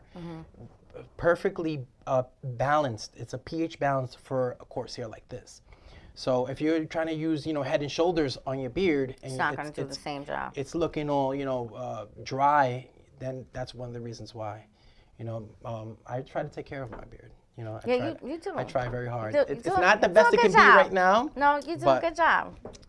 But you know, Really nice. I do put in the effort. So if you put a little effort in, you're gonna get good results. I always believe that. So you have to use the right products, basically, because I see people throwing like hair grease on it, and it's not the same, right? Well, you got to know where the level of beard is, okay? If it's really a long beard, you're not going to see me using any beard balm. Balm is a little bit heavier. You're going to see me just use oils. It's like pasty, right? Pasty. It's almost like a kind of a pomade based, like a little heavier like that. And, you know, that's not, you have to know exactly where you are with your beard. The Art of Shaving just came out with a stubble, it's a stubble balm. That when you're just starting to grow out the balm, your stubble, Oh, it we helps have you a maintain call it. coming in. Is this Who do we have? Adi? Hey, how's it going, guys? ScissorSalute. Can you hear us? Yeah, we can hear you. Thank you for calling us. How you doing, Adi? Pretty good. Thank you for joining us. I know you have a couple of things to share with us today, so go right ahead. How you guys doing today? We're good. Having a good time. Oh, okay. We can see you now. Can you see us? No, I can't. Oh, okay. He's live on Skype. Oh, we can see you. We can see you with your hat backwards. Looks good. Oh, nice, thanks. Oh, Did we lose Did it him? work? He didn't want to see me. Well, we can still hear you. So welcome to the show. Thank you, brother. Thank you. Okay, so we understand you have some things to share with us tonight. Yeah, just pretty much wanted to come out and give you guys scissor salute. ScissorSalute. Did you cut the camera off? We can't see you anymore. Trying to work it. Okay. I'm not really familiar with this. Okay. We'll be patient, but you just go ahead and talk to us. One second. We can hear you fine. Oh, there you go. We can see you now. He's back. Welcome back. Hey guys. All right, so you have something important to share with us tonight. What's going on? Hello? Are you having problems hearing us? Adi? He can't hear us. All right, so live on the cut cam right now is Kel's scissor hands. He's working his scissor hand with a clipper. So it looks like he's doing he's fading on the side. He's starting his foundation there. And it looks like he's using a Wool Magic clipper. Yeah, that's cordless. actually one of my favorites because it's so easy to use. You know, I've never used that clipper ever. No? Never. I'm a Babyless Pro, like specifically. I heard they have some good machines. I haven't used any yet. Yeah, you know, I'm curious to know what like I did use the Wall Senior back in the past, and I got good results from it. But now working for a Babyless Pro is just Okay, that's tough. Adi calling us back. ScissorSalute. Hey, sorry about that. I was Okay, having can you problems hear with us now, the phone. Adi? This is Yvette talking to you from the ScissorSalute show. Can you Oh, hear okay. us? So me and Harry are here. I don't know, we couldn't hear you. Well, you couldn't hear us before, so can you hear us? Yeah, I can hear you now. Okay, cool. So you have something to share with us tonight? Yeah, I was just overhearing over the last person that was speaking, and how how sometimes it's kind of hard to find good barbers out there to work in your shop. I kind of just wanted to jump in on that, and sometimes you kind of have to just build that barber to just bring up. You have some barbers and stylists that you have to give them a push in order for them to find their skills set, or you have to kind of like motivate them to become something greater than what they are. In most cases, you have some barbers actually don't see themselves doing platform work or educational work. You have some barbers that just pretty much want to make an income and live day by day, which is not a problem, but the passion's not there. Right, they just want to make quick, easy money. Yeah, and then as a barber owner, I think that it's his responsibility to keep the flame on in the shop. Each barber is your own asset. They bring income into your shop, and I think that instead of looking for someone that has skills or they have a good they're good with their craft, they're a little bit more difficult to work with, because barbers and stylists that have a good set of skill set, they have their own set of goals. So you kind of pretty much have to find somebody that really wants to work with you, along with you working with their own goals. And for the most time, it always clashes. Does that make sense? Yeah. So we have Adi joining us from the Villains Barbershop located in Los Angeles, California. So he's coming from a perspective as an owner and just sharing what his experience has been. And would you say that people, barbers that come into the shop, maybe are not interested in working so much as a team, but just looking to make a little extra money and then just, leave at the end of the day? They're not really concerned about working as a team and building a brand in the barbershop and making the barbershop better. Yeah. I think that the barber industry has subconsciously built that on other barbers. You have barber battles happening before hair shows, before educational shows, and it kind of makes every barber kind of want to battle against each other, thinking that, there's only one good person out there in the city or state or, uh, the U.S. in a sense. And then you have companies that want to sponsor quote unquote like the best. So it kind of throws off the whole unison kind of atmosphere. Oh, So when you that work in a makes sense. shop, it's like everybody pretty much is out on their own, or They're it's a competing. mindset that they want to be on their own.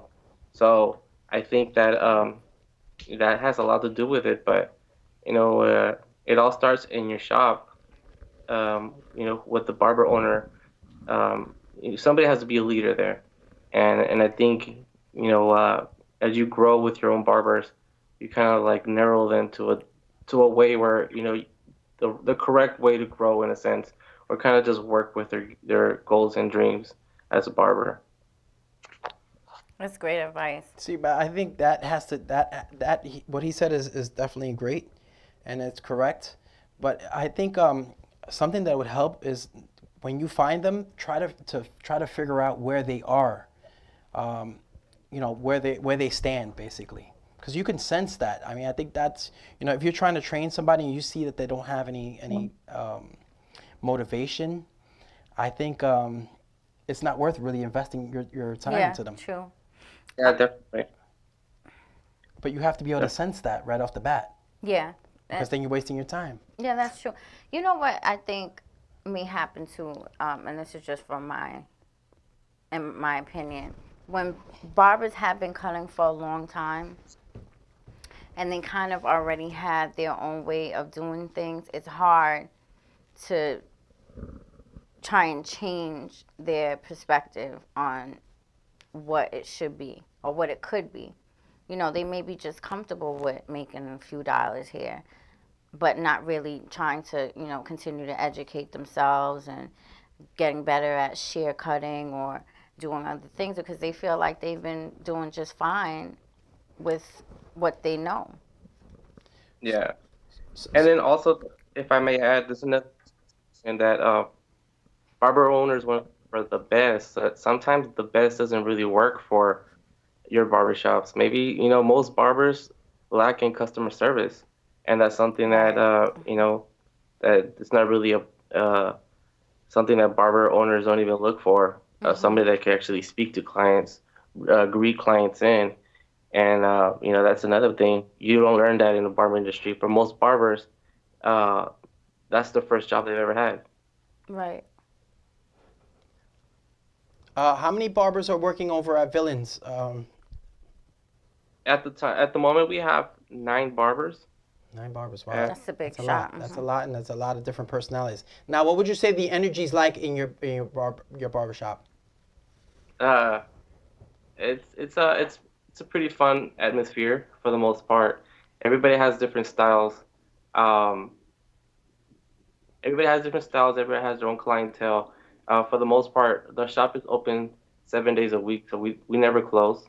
And every barber has their own time of what times they come into work. So for the most part, if you work 7 days a week, yeah, you're eligible to take care of your own clientele plus any walk-in clients. Okay. How's the energy amongst all the barbers? Because that's very important as well. Oh, it's good. I mean, the energy sometimes may change from time to time depending on situations, but for the most part, everybody has a go-getting energy mindset that everybody always pretty much wants to make more money, build more clientele, and work on that. Mhm. And I think that's very important. The fact that, see, they're all in sync on that Yeah. aspect. Because if you got somebody that's lazy, that's just chilling out, hanging out, they're there just to kind of, pass time, then that's rotten, you Yeah. know? And if you have Yeah, somebody that's rotten like that, it might kind of brush off a little bit. On So, everybody kind of else, yeah. That's true. so there's a lot of roasting going around in the shop.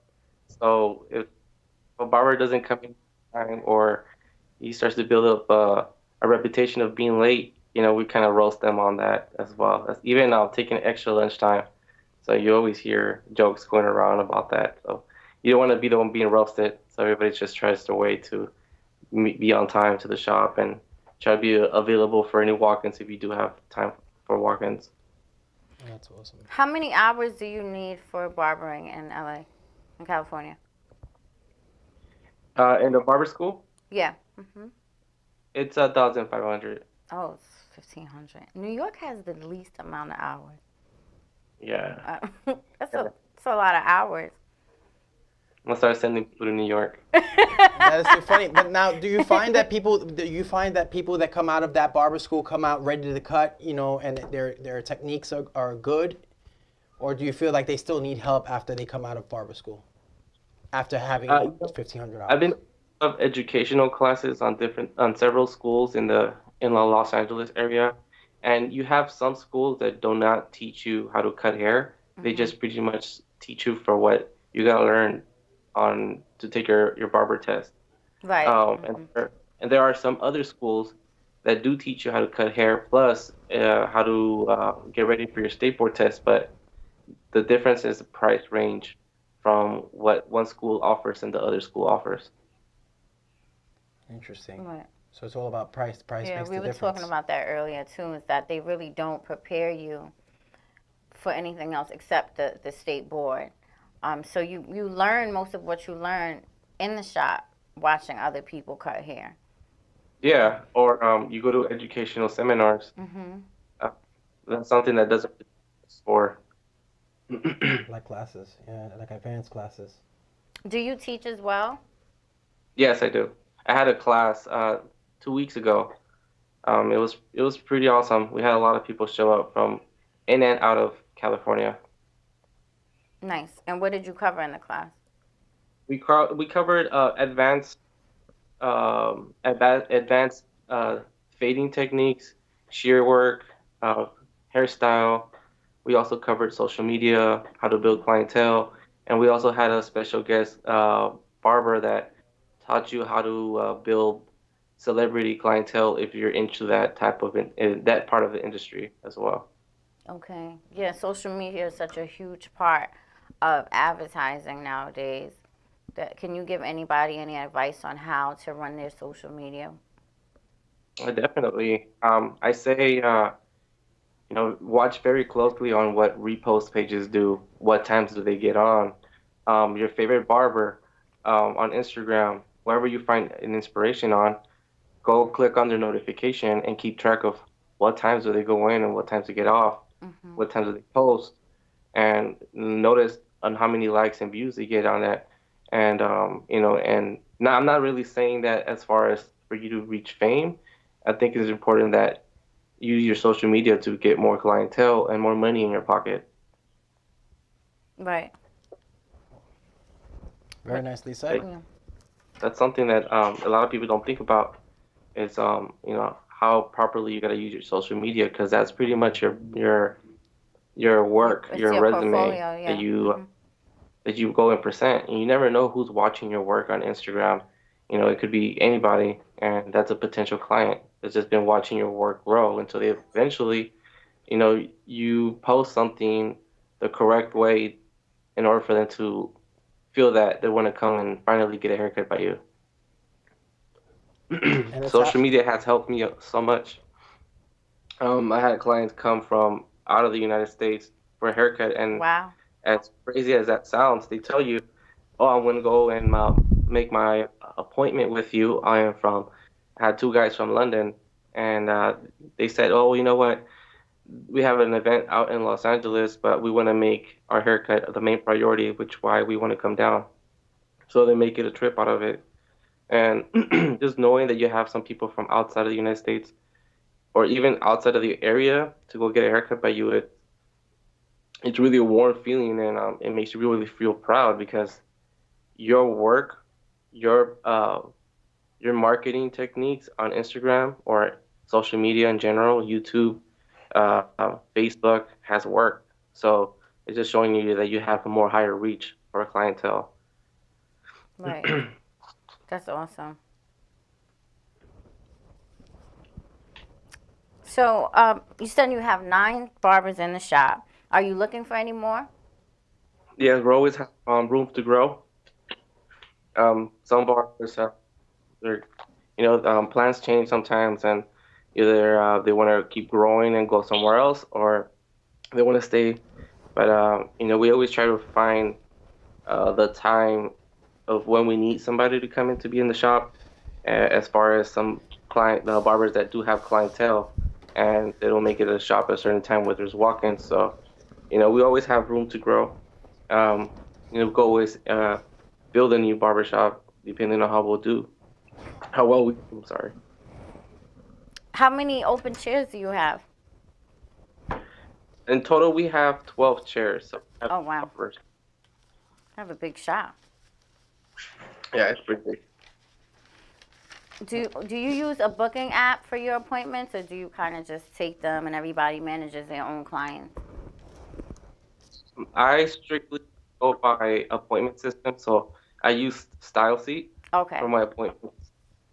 It's not really known for barbering; it's more for Cosmo. Right. But I really like their platform and how you use their booking system. It's very easy to use, and I like the fact that it's prepaid, so you get to prepay your appointment. And that's something that I was big upon. I know that other appointment systems don't allow you to prepay your haircut, so anybody could just book at any time and without a pay. So you want to secure your income when the time comes. Right, and even if they don't show, I hear that Style Seat will still take the cost for the percentage? service, right? Yes, you get to click on how much you want off, 50 or 100%. Okay. And how do you treat your no call, no shows? I go by 50%. Okay. But I could always change it, and depending if it's a brand new customer or or a repeated client. You want to make sure that communication is first, obviously, and if your customer is not communicating with you, and I will determine whether it'll be a 50% or 25% of a charge. And I think that's communication is key. Right. It's depending on that whether to say, okay, well, if it's my regular, and sometimes situations happen where there's traffic, or for instance, if it's a new client and you've never seen that person and it was a no call, no show, that's something you gotta look at. Right. Okay. Well, before we let you go, what is the best way for people to reach you if they're interested in making an appointment or coming by the shop? What's the best way to reach you? It'll be have appointment system clicked on my bio. You can also just DM me.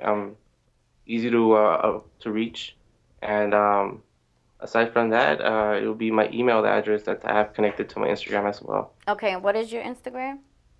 It's Odysseus. It's spelled Odyzzzeuz. Okay. Great. Oh, so it's Odie. Yeah. I was saying Adi. Adi, yeah. He's got 44,000 followers. He's got a lot of followers, Oh, man. Adi, you lit. Yes. Odie.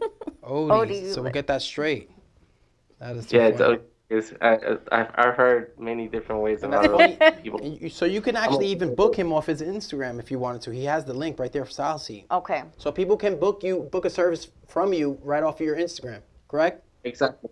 I think that it's important for you to have your services or as easy as possible for clients. Even though you could make it the most easiest way, you have to find a way that's more welcoming in a sense for customers to make it more easier to book for you with you. You could tell a customer, come and book with me as much as you want, and they will not come until you just make it as easy as possible for them to just click on the link and make it work. All right, Odie, before you go, I'm very curious to know, because you have on here house calls. How do you go about charging for your house calls? For Please house help me. calls, depending on the area, don't charge nothing 200. The reason why is because I estimate how much money I'll probably be losing in the shop as far as how many people I book for a certain time and hour. So my appointments go by 45 to an hour. So if I go out and do a house call, I pretty much almost lose 4 hours in total, which would be the driving back and forth, setting up the haircut, and also depending on how many people I'm cutting. So, you know, it's gonna be worth the time and the effort for you to go out and do a house call. Odie, you cut out. What was the price that he charges? 200. 200. Okay, so that seems For a like, house call? right. So it would be worth it. All right. So thank you so much for sharing that with us. We wish you the best of success, and really do thank you for calling. I just started following you on Instagram, so you have a follower from me, which is great. And I look forward to following you and just watching your journey.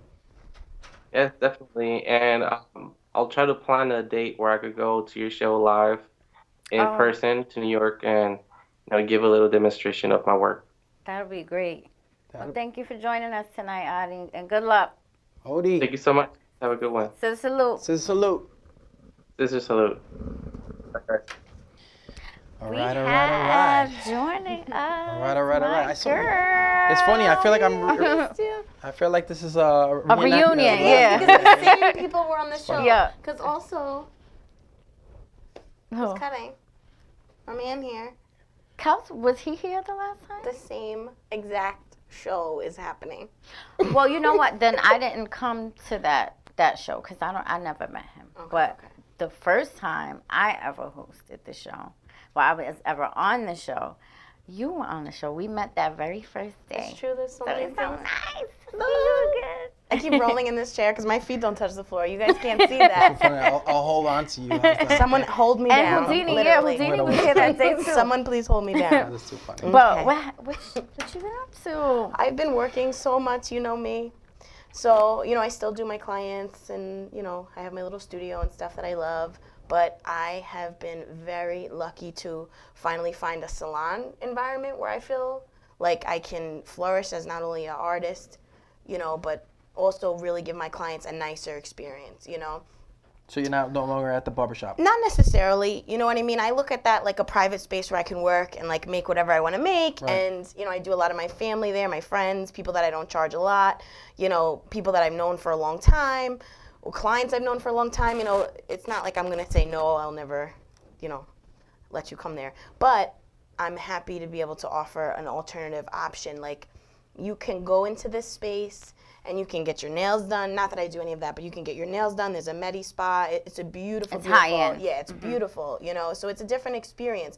But what resonated with me was that it followed the same concept as what I do now, which is like I'm taking the client from start to finish. Like, it's not going from a shampoo person to your colorist to your stylist, and so on. It's like me taking you from start to finish. Yeah, the chairs actually turn around.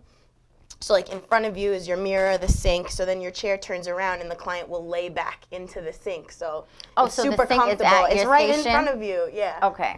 So it's beautiful. I love it, and I was really happy to meet Joel Warren and like be a part of the team, and it's going well. I can't complain. Now, how did you find them, or did they find you? They found me in a strange way. Like, a friend of mine was going to be working there, and I went with her on her interview, and I met Joel in person, and the model that I brought for that stylist was wearing my extensions, and she had her hair up like in a top ponytail. She was wearing tape and extensions. So he looked at it and he's like, "That's extensions?" And then he's like, "Why don't you work at my salon?" So obviously I said what anyone would say. I said, "You don't want me to work at your salon." Why would you obviously say that? I don't know. So after that, it was just, I don't think anyone's ever responded to him like that before. So it worked out. Everything was fine. All right. So we're just going to leave that where it is. ScissorSalute to that. Thank you, exactly. But congratulations to you. Thank you. That's the most exciting thing. Yeah, it is. Oh, I'm so happy for you. I'm ready for my journey. Yeah. So how's it been? How long have you been there? I've been there. Well, the salon just opened. So they have. Oh, look at that color. Oh, my God, thank you. That's beautiful. I see. I don't know if we were I don't know if we're on the camera. I don't know what's happening with me. Your styles are on. Oh, thank you. Oh, that bun is from. That's from Vogue Knitting Live. But look at that color. Yeah, that's the preview. Okay, the red is the live. The color is what's on right now. Thank you. How did you do that with all those different colors? What I use, so honestly, at this point, I know a lot of people really are like really like Pravana and this and that, but I'm on the Pulp Riot train. I Okay, love wait. it. So for people who are not colorists. right, so what is So Pravana? Pravana and these different companies make direct pigments. They make direct dyes, so there's no developer. You have to pre-lighten the hair. That's tape and extensions. But you have to pre-lighten the hair, and then it deposits pure pigment. So I've switched to Pulp Riot. I love them. They're vegetable-based, like or vegan, whatever. Not tested on animals, all that. But what I find is that the colors don't necessarily bleed into each other as much as with other lines, so I really like it. I also try to put like a bond enforcer in anytime I do a fashion color because it just helps it to last. And then with the model that you saw today, what I try to do with my fashion colors is formulate for the fade out so that when it fades, they still have an attractive tone that they're like proud to still wear. So there's really no before and after. It should all just be good. You know, like you should still look good even when you come in next time. You know, so yeah, that was that. And how I made that, just with different sectioning and, you know, different mixing of colors. I never really just use the direct dyes out of the tube. I mix them all, you know, and that's how you prevent it from fading bad. Like I add complementary colors. I mix colors that you wouldn't think go in there. Like with the model out there, she had like a peachy. Her hair is beautiful too. That color is so. Thanks. But her pink has like coral and purple in it. You know, because that's what it needed, you know, so. But So you mix them. You're like a mixologist. Yeah. You're a chemist. Thank you, yes. Okay, Yeah, so Kels he's finishing up that haircut. Oh, Kels is amazing. He's so amazing at barbering. I love it. Jason. Look at me my smiling. You know your client is happy. So, see, Houdini, I can't really have this color talk with her because I don't know anything about that. So, you guys. We don't have to talk about color. We can talk about whatever you want. No, I want to hear about color. No, but Pulp Riot is one of the leading. I mean, right now they're kind of like the leaders. They're very trendy. They came up quick. Yeah, they're good at social media. They're good at like making it very like attractive to use it. Right. You know, videos are very, you know. Their videos are engaging. Very engaging. To say the least. Yeah. And their product is quality. It smells really good. People really like the smell. Okay. And then when you include the bond enforcer, it really does improve the quality of the hair because I feel like you need protein and moisture. So you're getting the amino acids and you're getting everything in the bond enforcer, but then you're getting the moisture from the color, so it's keeping the hair soft. And, you know, the bond enforcer is driving the pigment deeper into the cuticles, so it's like a lot of things are happening, you know?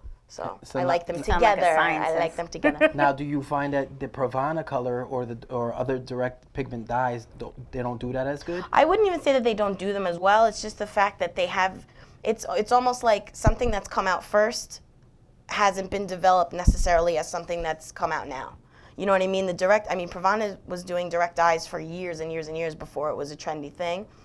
And then now a lot of other companies have had a chance to develop it further. So I don't think it's not fair to say that, you know what I mean? I think Pravana is great. What I find is that it's harder to use. You have to be, honestly, I believe you have to be a more detail-oriented colorist because you have to really be knowledgeable about the underlying tones. A lot of these new ones, to me, are more foolproof in the sense that the underlying tones are more obvious. You know, like the blues in the Pravanas sometimes will look green when they fade. You know, I feel like Pulp Riot's the Nightfall is just like blue. It's not going to really green out or anything. So the technology is easier now, but that doesn't make the first product any less superior, to answer your question. All right, and the fact that it leaves your hair moist. Yeah, you don't want dry hair, that's for sure. Yeah, like I'm a Pravana certified colorist, so like the chroma silk technology is always there. You know what I mean? So your hair will always feel amazing with no matter what Pravana color you use. But yes. Lastly, you were explaining something about the bond, the oh bond yeah, builder? the different bond reinforcers. So like Olaplex, every company has one now, pretty much. And you would use that for what? For what reason? I use it. Okay, I do a lot of blondes, a lot of high lift blondes, like platinum carding. What is platinum carding? Platinum carding is when you know foils, like when you're highlighting like a foil, but you want to do like solid blonde more or less, but the person's hair is darker, so you really need to break through. You need the incubation for the heat, you know, of the foil, so you take really fine sections and it allows you to saturate really easily and make sure you're working neatly, you know, just as a technique. But anytime I'm using lighteners, I try to use it at least in my glaze. You know, anytime that I want to put protein back into the hair or beef the hair back up. So that's basically what it is. It's a protein revitalizer. Yeah, it's basically. even more, I say protein loosely, it's what it really is like the disulfide bonds in the hair as they get broken apart, they're getting like zipped back together. It zips them back It's together. amazing, yeah. Yeah. So. I mean, would you be the colorist that you are without utilizing that? Honestly, I wouldn't be able to push the limits of what I'm able to do. Like there's things that I know, like I remember growing up in the hair salon. I told you guys I grew up in a salon, right? So my cousin would be sitting under the dryer, like, and I'm like a little 11-year-old kid, like watching her, like watching the smoke come out, like what's gonna happen? This is gonna be good, you know? And then you come out and it's like, it's all right, you know? But it's like cotton can't, you feel the gumminess, like you don't, you know, and we're, you know, she tones it, the tone is beautiful, but the hair like feels, straw. the hair doesn't feel so great. So now we're able to do it, and it's not fair because now I'm able to make everyone like Elsa, frozen blonde. Meanwhile, you know. So new technology has changed? Yeah, like I'm so happy to be a stylist now because the science is still there. Like it's amazing. Speaking of new techniques, I'm always on Instagram, so this young lady, I can't remember her name, so I'm not even going to try and lie to anybody. But she's using this technique called drip dye, where she just like, I was just going to ask you, no shade, I'm no not gonna say shade. anything. I'm not saying anything, and it's all love. What everybody wants to do, but all I can hear is my aunt in my head. What she yelling does at me. She is pours like it on. pours the color on. And now, it's diluted. From what I read, it was like she dilutes it in water first and then like runs it down, which is cool. To me, this is art, and that's something that I would do in my studio. Would I take that to a salon? No. Does she do that in the salon? Probably not. You know, but if you're in a private setting where you're able to work with your client and they're like, do what you want to do, and you want to dump dye on someone's head, go for it. Like, to me, who am I to say what is someone's art? Like, I'm nobody to say what is your art, you know? But me, I'm a little bit more structured. Is it risky to do it that way? Yeah, it's sloppy in the sense that it could get in their eye. Yeah, you get it. Well, yeah, she you get does, it on the floor. She does, makes, but to me, that's a she does performance cover art. the people's eyes. To me, and that's stuff. a performance art. You're not going to do that as a service because it's a mishmash. You're not going to get a consistent. Like clients tend to come in. I don't mean mishmash in a bad way. I mean it in the sense that it's not going to be easy to repeat that. And what clients that come into the salon regularly, like your bread and butter clients, they want consistency. They want the same thing consistently every time. My girl out here, Amanda, who I just did, she would be someone who maybe if I was to do a freaky, weird drip dye thing, like maybe she would let me do it one time, you know, but it's not going to be something that people are coming in saying, let me get my touch up from a drip dye. Like that's not going to be a thing. But did she make something where now we've just spent like 30 seconds like talking about it. Yeah. Which I'm really bad at. It looked fun. I was like, oh, I want to drip some dye on I watched it the somebody. first time and I was like, I couldn't. And then I watched it again and I'm like, no, this is art. This is cool. It looks pretty. I I'm mean, with it. I guess you don't know really what the finishing product Until is. it's like done. And But finished. it looked, when she was finished, it looked beautiful. Yeah, She did exactly. like, it had like pink and blue and it looked pretty. Yeah. So, you know, I guess like you said, it's more art than anything. It is art, you know, and you have to have knowledge about like she had to make sure she didn't over dilute the pigment. There's a lot, you know, there's a lot to it. So I give her credit. It's very cool. Her name is Taylor Ray. Thank you, Taylor Ray. Okay. Taylor Ray. Salute to Taylor Ray. Taylor Ray, we've been talking about you. That's too funny. That's awesome. Maybe we can get her on the show one Yeah, day. That would be cool. Yeah, But I did see like her client had like a veil over her, a plastic veil over her, covering her, and she has she them closes, covered up. She does really good. She Yeah. keeps them clean, which is awesome. As long as the clients have fun, I have fun. It's whatever. Look, haircut is done. Nice. That was Yeah. very So quick. good. Oh, we need to talk about the licensed. Hold on, let me look on my phone. Did you have It's a it? Cosmoprof event Yeah. that's going You to have be it? coming up. Okay. License to Create Awards. We're gonna go ahead and head to the stage, but we can talk about that. All right, so it's a hashtag License to Create, guys. It's celebrating beauty, pros, and the art of you. They're gonna have multiple categories. One of the categories that are going on are gonna be best texture, best updo, men's grooming facial hair, men's grooming hairstyle, student styling, in your and boot. student color. So that's 15 categories, guys. You can get into, Pirates. and you can actually get it. You can enter now from April 15th. From March 1st to April 15th, you can enter. And that's a Cosmofroth event that they're doing. And I actually may get involved in that as well. Get everybody on the stage. My name is Yvette. Oh, let me stop. We like to thank everybody for joining us. Kel Scissorhands for coming all the way from North Carolina. Y su mamá y su tía. Come on, let's come on. Familia, toda la familia, come on. Thank you for joining us. Still salute to Eli. He couldn't be here with us tonight, so we feel Eli, different. we miss But you. Of course, he's always missed because nobody does it like Eli. So thank you, Sam, my girl. Come here. Congratulations on your new shop. Oh, and look at the beautiful model. Look at your. Let's get some Beyonce fan going on. Let's flip it. There you go. beautiful. And Kel's. All right, guys. So let's do the ScissorSalute sound off. Yep. All right. Wait. So on the count of 3. Yep. Wait, we need the hands though. We're doing something let's wrong. get See, Kelsey Eli, time. see, when Kelsey, you're not vení here, pa' we acá. just we don't know what to do. ScissorSalute. Come on, everybody get in. Okay, when On the count of 3. 1, 2, 3. When Ready? I say scissor, you say. I don't know this one. Okay, come on. Come on, we've done this before. Ready. So when I say scissor, you say salute. Scissor. Scissor. Salute. Salute. Thank you for Thank you, joining guys. us next Monday, See you 7 next to 9. Bye. Woo! Good show.